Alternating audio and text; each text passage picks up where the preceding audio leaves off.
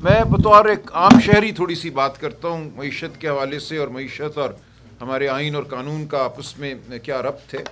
دیکھیے، میرے سامنے کچھ نمبر ہیں جو آج ہی میں نے حاصل کیے بازار بھیج کے کچھ دوستوں کو، اور جو آج سے 2.5-3 سال پہلے نمبر تھے ان کا مقابلہ کر لیتے۔ آج 100 روپے فی کلو ہے۔ چاول باسمتی 150 روپے فی کلو، آج 240 روپے فی کلو۔ اسی طرح انڈے 150 روپے فی درجن، آج 300 روپے فی درجن ہے۔ دودھ 100 روپے فی کلو تھا، آج 165 روپے فی کلو ہے۔ گھی 350 روپے فی کلو تھا، آج 550 روپے فی کلو ہے۔ چینی 90 روپے فی کلو سے 160 روپے فی کلو ہے۔ دال ماش 290 روپے فی کلو سے 460 روپے فی کلو ہے۔ دال مونگ 165 روپے سے 390 روپے فی کلو ہے۔ تو یہ وہ چیزیں ہیں جو پاکستان کے عوام کی زندگی کو قائم رکھتی ہیں۔ اگر آپ نے یہ کہنا ہے کہ ہم نے بہت زبردست کامیابی حاصل کی، تو یہ آپ جواب دیجئے، یہ 70 سے 80% قیمتوں میں بڑھا ہوا ہے۔ کیا آپ کی ہماری آمدنی 70-80% بڑھی ہے اس عرصے میں؟ بالکل نہیں۔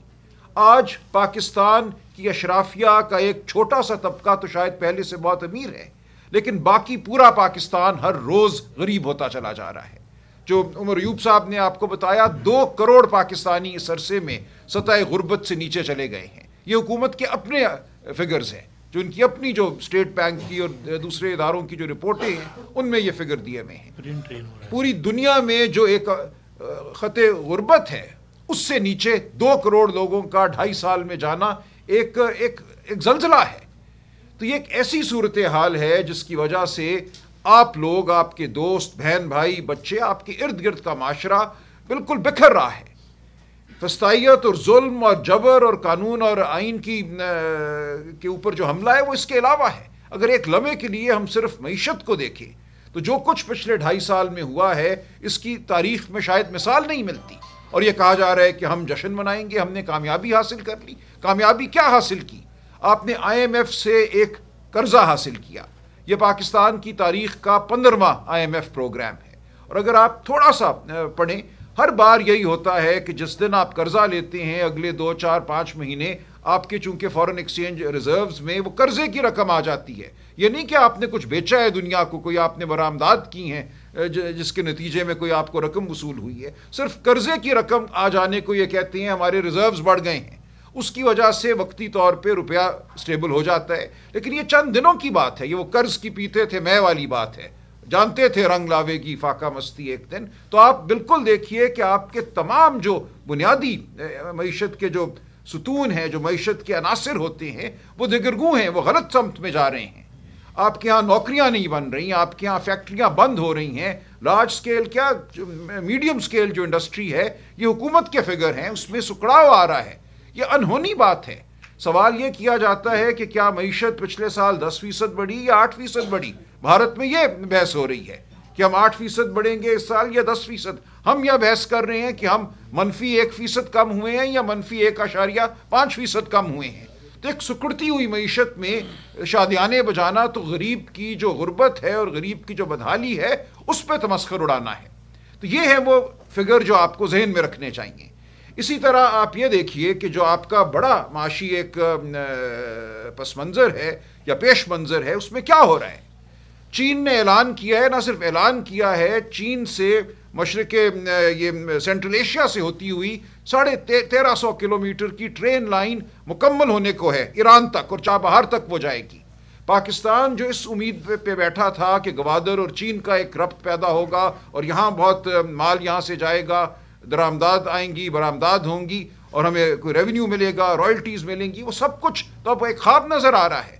2 بڑی ٹرین لائنز ہیں جو چین بنا رہا ہے اس وقت۔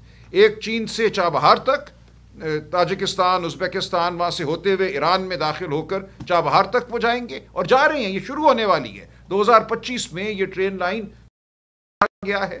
قرض کی بنیاد پہ شادیانے بجائے جا رہے ہیں، لیکن اس کے علاوہ باقی جو تمام معاملات ہیں، جو تنخواہ دار طبقے پہ ٹیکس ہے، پچھلے 2.5 سال میں تنخواہ دار طبقے پر ٹیکس 40 سے 50% بڑھ چکا ہے۔ سیلز ٹیکس، جو کہ وہ ٹیکس ہے جس کو آپ، میں، ایک ارب پتی بھی اور ایک کم آمدن والا شخص جس نے ٹوتھ پیسٹ خریدنا ہے، وہ ایک ہی ٹیکس دیتا ہے۔ اس کو ریگریسو ٹیکس کہا جاتا ہے۔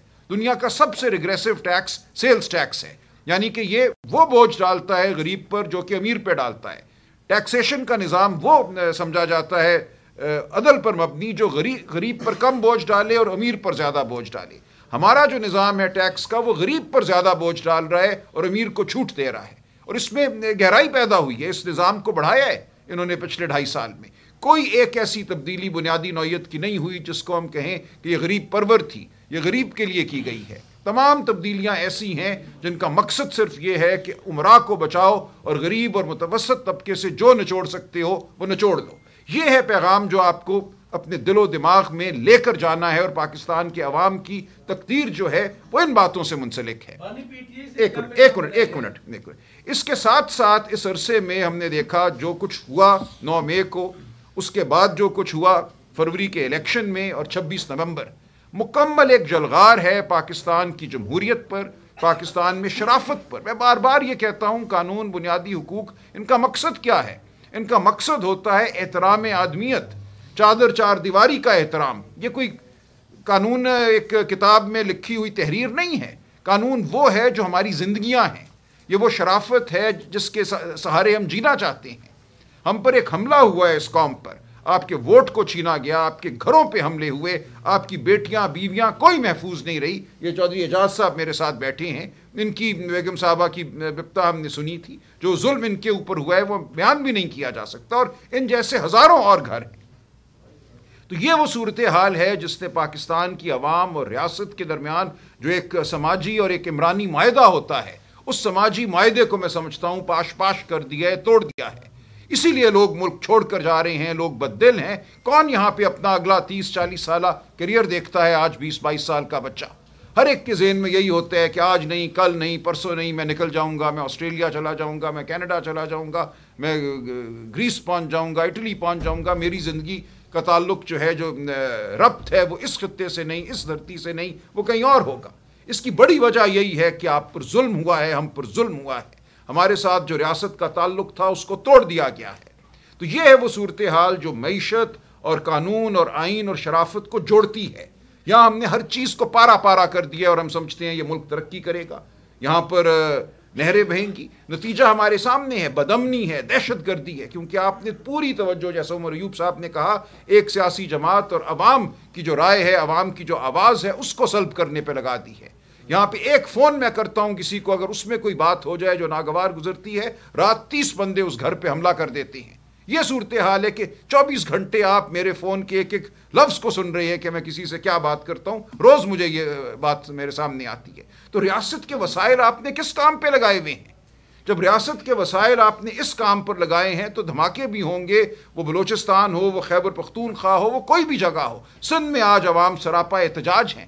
آپ نے ان کو یہ کہا کہ تمہارا پانی، ہم تم سے بات بھی نہیں کریں گے۔ کاؤنسل آف کامن انٹرسٹ کا اجلاس نہیں بلایا گیا جہاں تمام صوبے اکٹھے ہوتے ہیں اور جو صوبوں کے مسائل ہیں ان پر بحث ہوتی ہے۔